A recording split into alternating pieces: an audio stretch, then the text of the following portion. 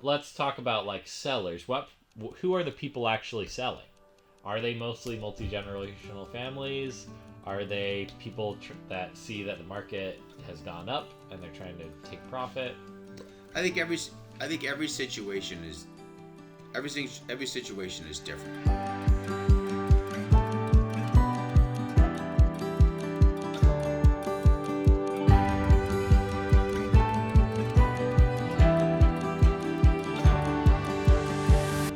Obviously, sellers are selling for a particular reason, whether they're looking to cash out, take advantage of the marketplace, um, get a price. For some people, it's thank goodness they could have purchased the property 8, 10 years ago, and nobody knew what the market was going to do. So no one bought a property in 2019 with the idea that in 2023, 2022, they knew that it was going to be worth 3 times as much as they paid for it. That's baloney. Um, you get sellers that want to take advantage of the market. They're just looking to cash out. They've had it for maybe 3 years, 10 years, 50 years. They just want to take advantage of the price points that there are now, and they're just cashing out. So you could get into just, I purchased a home at the shore. Now I'm not using it anymore. My kids are in sports, and it's just nothing. Or, we talked about the generational properties where people have been here for 40, 50, 70 years, and they're just cashing out now. And it usually, the root of it becomes it's not being used anymore. That always seems to be, that's always in one of the reasons why. If you had to create a list as why I'm selling, it's not being used anymore, that's always on the list.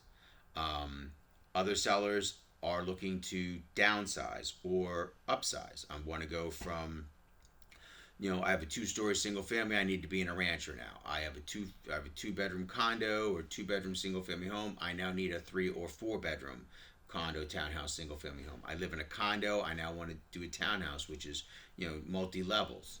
So there's definitely different types of sellers that are there. There isn't a desired end result of what they're doing, which is why they're selling. I think that when you look at this market, and we talked a little bit about this with regards to supply and demand, with interest rates being as high as they are, you have that facet of sellers that that portion of sellers that were maybe looking to upgrade or get something bigger, upsize. And then you have that portion of that sellers that were looking to downsize. Well, that pool hasn't really done anything for about 18 months, 24 months. Because it becomes a matter of, well, if I'm going to go to a 4 or 5 bedroom and I have to take a mortgage out, I'm going to be paying 7, for a point in time last year, 8%. I'm going to be paying more for my second home than I am for my primary. So we'll deal with the 3-bedroom at this point. And those people that are looking to do the downsize, well, they run into the same thing. Or there's nothing for them to go to in a downsize. So now they stand pat.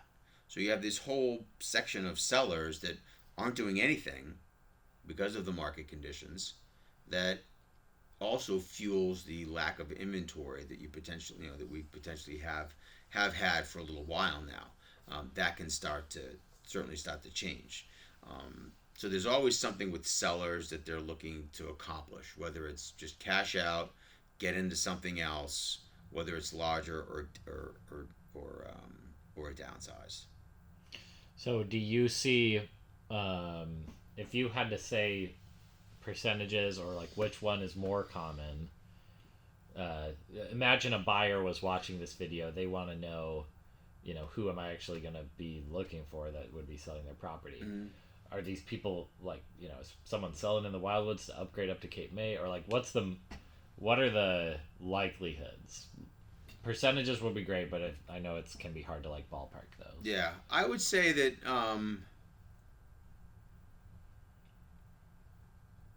well, I think the one thing that I want to say, I don't really remember how often I probably can count on one hand how many times I've had someone that has sold something in a specific town and gone to another town. I have them, but I can probably count on one hand how many people have done that. You're in your town because you love your town. There's not, I everyone knows that there is a echelon, a price point for certain in towns. I think that's everybody understands that. That doesn't mean that town is any better than any other town. It just doesn't. You can make an argument for every single shore town that we work in that it's better than the other one, and it just becomes a matter of your preference. Your preference for what you're looking for in a shore town. Maybe it's where you went as a kid. Maybe it's where all your friends are, or maybe it's someone in that your friends or neighbors. That's where they own, so that's where you're going to purchase, or a family member, that bought down there that you like going down and visiting. So you go there.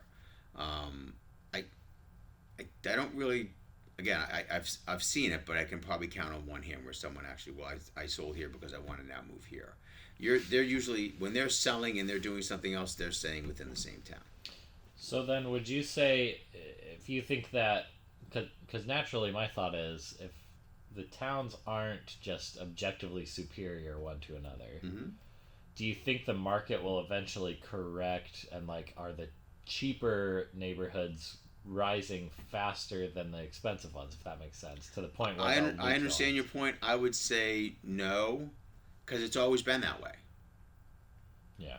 It's been that way for 100. I mean, you could go back into records and you can see in the 1950s, in the 1970s, in the 1990s, these towns here always, these towns had a higher price point than this town, or like in a pecking order per se. Pecking order is not even the right one. Yes, each town at the shore does have a different price point. You can't say for 32 miles, and it isn't just I mean, shoot, you can go up the northern part of the state. I mean, if you go to the Cape, property in Martha's Vineyard is going to be different than property that's in Nantucket. That's different in Buzzards Bay. Like, the price points are different. It's just part of it. That's just it's and your primary residence the same thing. Yeah. I mean, and you would say it has mostly to do with history. It's just like the people with more money ended up in one place. I guess so. I don't. I can't. Look, I've been doing this for a long time, and I make a tremendous living on what I do. The price is the price. That's what the area is. It's not, doesn't make it any less of a place to live. Yeah. That's so unfair. Like, it just, and because that's everywhere from coast to coast. Doesn't really matter.